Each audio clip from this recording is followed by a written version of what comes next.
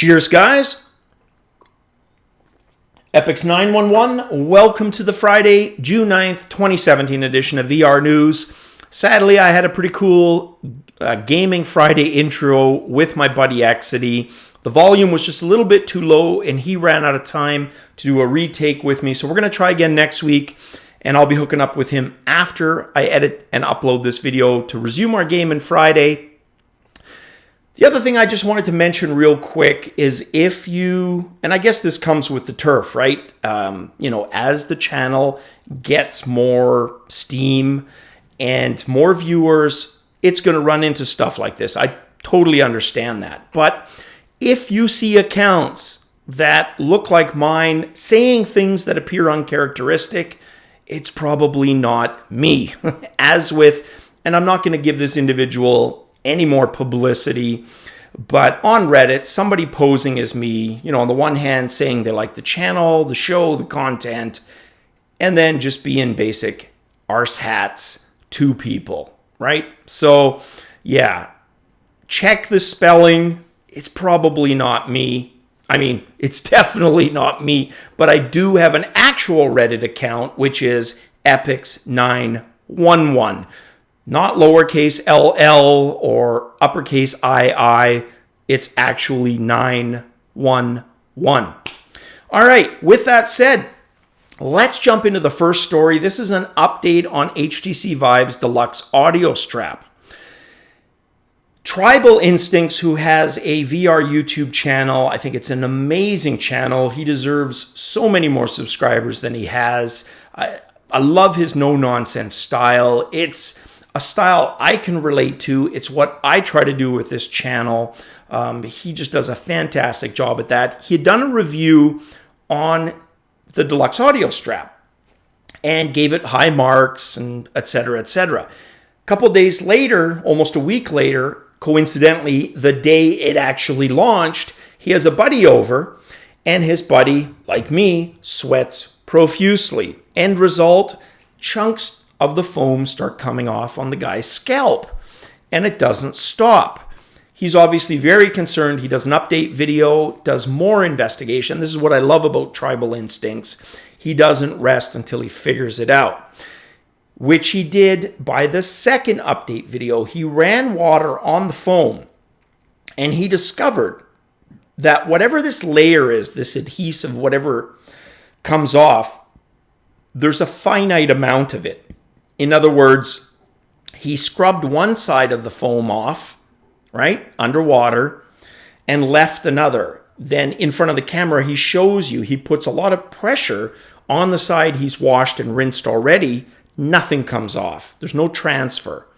The side he didn't wash, the black stuff is coming off. He then shows us washing it, and you can see it's pretty nasty, this crap coming off in the sink, which would otherwise be coming off on somebody's head, right?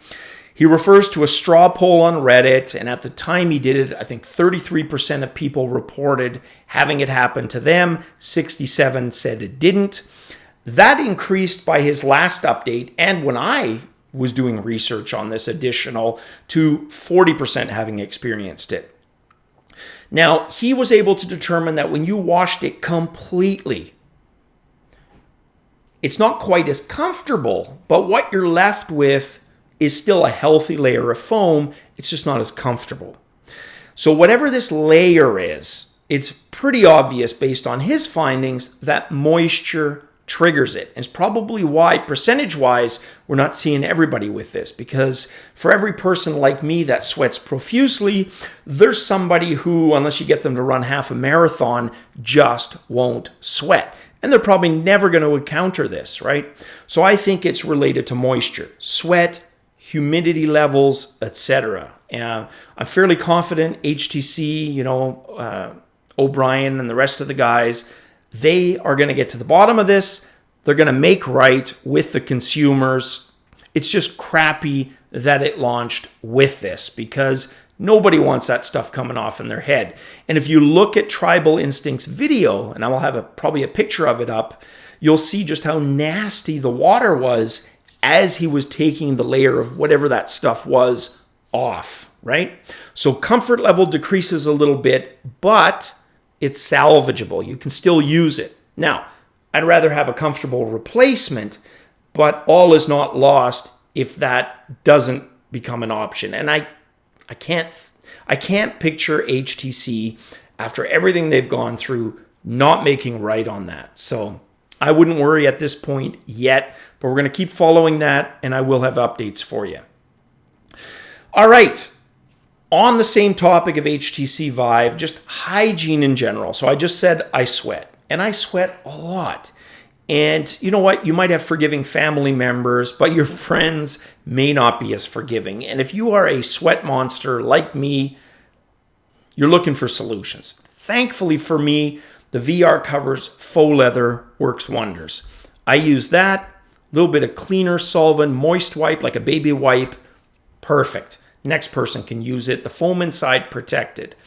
Well, just in case you wanted something softer, not the faux leather, VRCovers has come up with another solution. And their hygiene covers, they're offering them in 4 volume packs. So you get 10, 25, 50, or 100.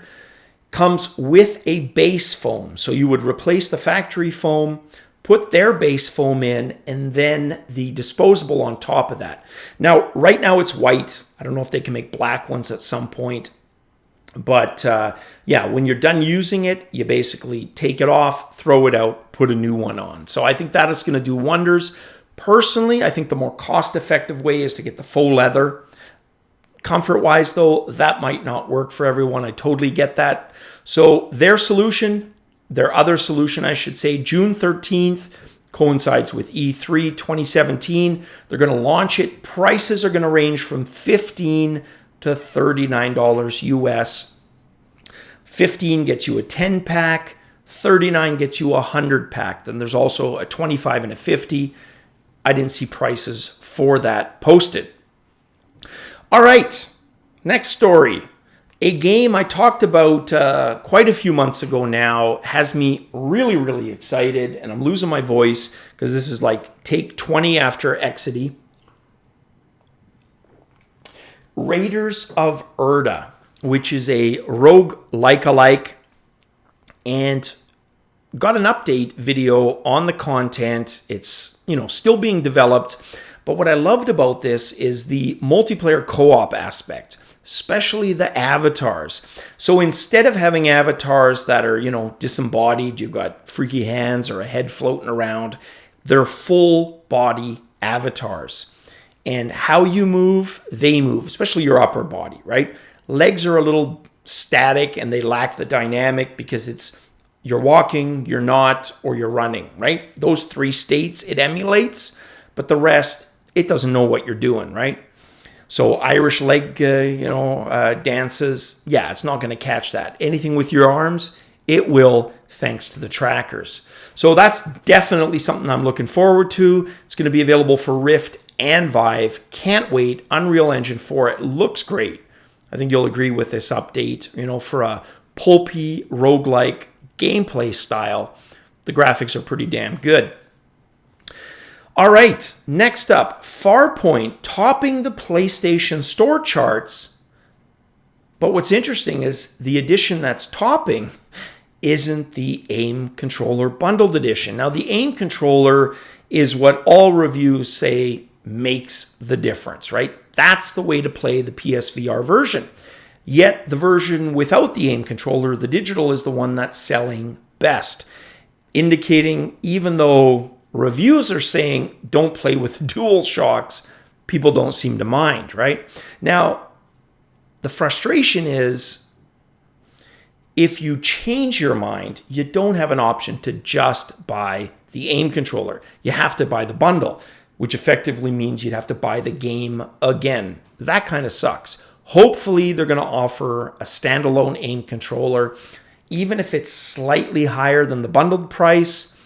At least it provides an option for people who maybe bought the digital version and down the road decided, you know what, I don't want to do this with dual shocks. I want to do it with an AIM controller, right? Next news story, E3 attendance, and this is vendor exhibitor attendance, up 138% over last year. This is for the upcoming E3. That is good news. You know what, though? Even if it was slightly lower, I'd be okay with that. Significantly lower, yeah, there'd be an issue. But hovering around that, certainly over, not bad at all. The question I have, though, is how much of this is game-related? I want to hear games. I want to hear content. I want to be excited. We've got the hardware, right? Sure, there's some things we're waiting for, the deluxe audio straps, the wireless solutions of the world, things for the Rift, etc. But games. We want games. So hopefully we're going to get some really cool announcements, not just for now, but the time leading up to the holiday season. Some exciting things to play with our virtual reality headsets.